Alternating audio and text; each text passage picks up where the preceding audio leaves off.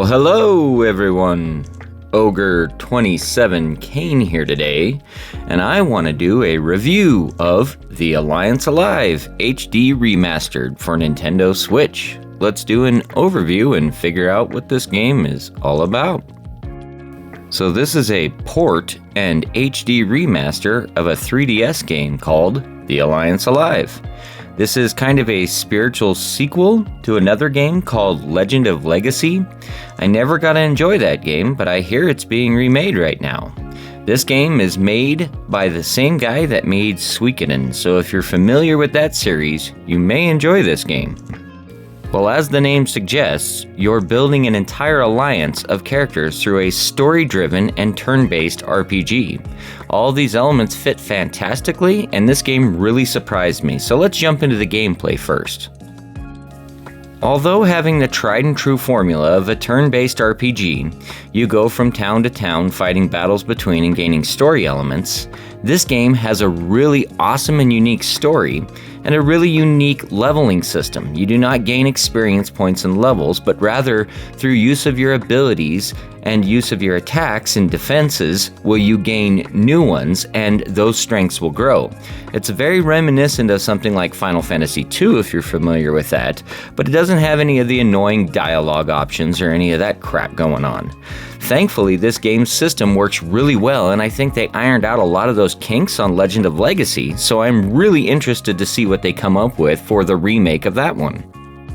Another element of gameplay I have to mention is the fact that this game, being made by who it was, features multiple different storylines that all come together and coalesce. You'll be playing for a little while as one and then another, and then as everything kind of comes together, you begin to see the larger picture. I personally enjoy this and appreciate this because this caused suspense where I wanted to see what was going on with other characters, not only doing that while building suspense with what was occurring with my current characters. Having a large roster of characters and different things going on really push you and encourage you. So let's move on now to the next category, the controls and audio. Well, I know it's kind of weird I started so early with this category, but frankly I want to show some of the audio off and I want to set the mood for the story. So let's start a little bit with the controls. The controls in this game are absolutely fantastic. They do everything you expect of a turn-based RPG, and there's really no hidden elements or hidden things that are going to bother you to it. They're very simple and basic, and everything being turn-based doesn't stress you out or put you in a situation where you can't figure out what you're doing. Now, there are some weird menus where you have to kind of jumble between things and figure it out from there, but if you've played a Final Fantasy, it should not be any different for you than any of that. The only other thing I need to mention about controls is there are vehicles and modes of transportation in this game, and some of them control a little funky. Once again, none of that really matters all too much because you can see where you're going and what's going on in front of you, so it's not really a problem. So let's talk a little bit about the audio real quick. Well, first up, the audio is not what I expected in this. I expected a classical, very symphonic, orchestral theme, but it's not. It has those moments to it, but it's very industrial, and it has an excellent sound to it, and everything fits absolutely perfectly. I really couldn't have been more impressed with this, especially on a 3DS game, but I really want to show some of it off now, so let's take a little listen.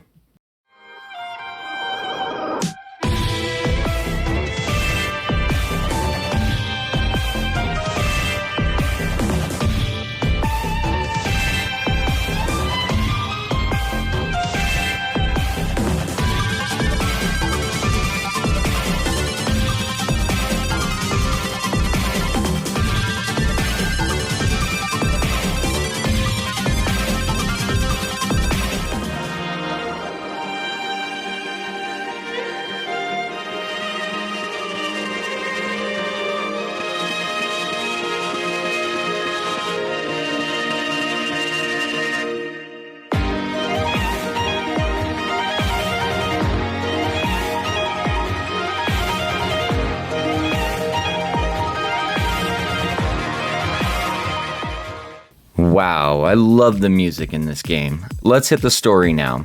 And the story in this game is kind of a tried and true Resistance versus the Empire story, but it has its own unique twist to it, and it starts out relatively differently. This game has a world that is beset by a large tragedy in which demons befall the world and subjugate humans. They enslave them and take them off for their own methods while not really giving the humans any voice or opinion to any of this. Your part in this story is you're a resistance fighter with a group, and you're trying to not only overcome these demons, but to figure out what is actually going on and to figure out what's happened to all your friends and fellow humans along the way.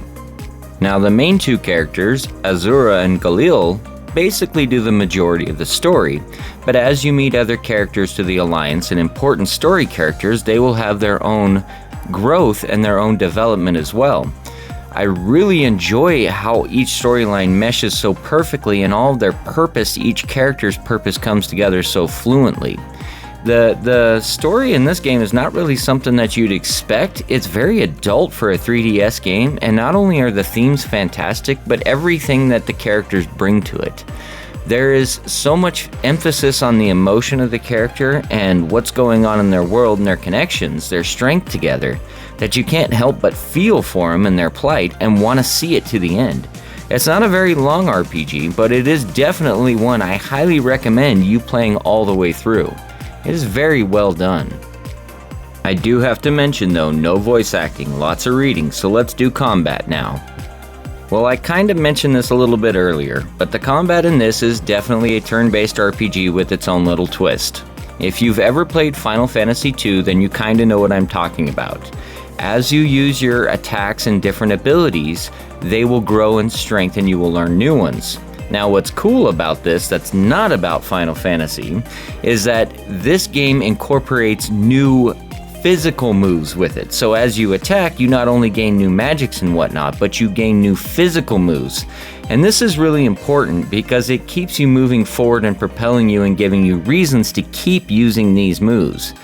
In the old Final Fantasy II, you kind of would use the same move over and over and really only work on what was important. If it was a certain healing or fire magic that you really liked, that's what you used. You didn't use everything else. This game encourages you to use everything else because as you do, you will learn the abilities from that subset. And there's a ton of abilities in this game. Holy cow, does this game go overboard. But I love it, and it gives you so much variation to the combat. The other really cool thing is you can speed up the combat as fast as 4 times, so you can fly through it. I love this element because a lot of times I'm just kind of mindlessly growing, and I don't really need to see all of that other stuff.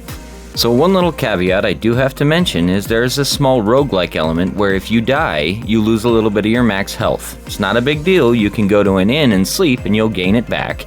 You won't die a lot, but it is something I have to mention. The other cool thing though is if you do die, you can use heal spells on you and they will resurrect you. There is no need for an independent resurrection or item spell to do anything for you. So let's hit graphics and animations now. So let's talk a little bit about the 3DS element to this. And being a 3DS game, I really didn't have high hopes for what they were doing, and the art style wasn't something that I really was about at all. But this game really surprised me, and they did put quite a bit of work into it. It does have that little bit of chibi style to it, but the characters are well defined and well developed, and it reminded me a lot of Final Fantasy IV on the DS, if you're familiar with that. On top of that, the animation quality is top-notch. It has a ton of variation with all the spells and everything that's going on screen, and the game runs very smooth. I never had it crash or give me any issues with performance. The animation quality in this is very good too when you're in the cutscenes because they do differentiate themselves with some really vibrant and colorful things going on. So the only other thing I want to mention about the graphics, and you've witnessed it several times in this video, is how the game differentiates itself back and forth between this old school, almost PS1 blocky 3D art style and this absolutely gorgeous, beautiful hand-painted watercolor that you'll see in some of the towns and areas. It's kind of weird how it goes back and forth, and some of the areas are one and some of the areas are the other. But if you're familiar with Bravely Default, then you'd probably really enjoy this art style and would like this game. So in conclusion now, do I think you should buy this game? Well, I got really lucky and found this game for $20 at my local GameStop. I realized that that's not really a thing now on eBay. I saw this game goes for anywhere between $80 to $150 for a complete box. That kind of sucks because this game is awesome, and I highly recommend this game as a keeper for everybody in their library, and the story and all the elements fit together absolutely perfectly. If you can find this game, I highly recommend it. I do not recommend that price because I think it's kind of ridiculous, and really honestly no game really warrants that much. I understand for collector reasons and people are hoarding the RPGs right now, but man, this is definitely a game that everybody should experience, and it's very much a hidden gem. In 5 or 10 years you're going to see this game pop up on a lot of different videos. Now, all that being said, I really don't know much about the 3DS version, and I do not know if it's cheaper or better for your value. This is really only on the Switch version. So, I enjoyed making this video. Thank you for watching. It was a blast to make. I upload every single Monday. If you enjoyed this, please like and subscribe, and have a great rest of your day. This is Ogre27Kane signing out.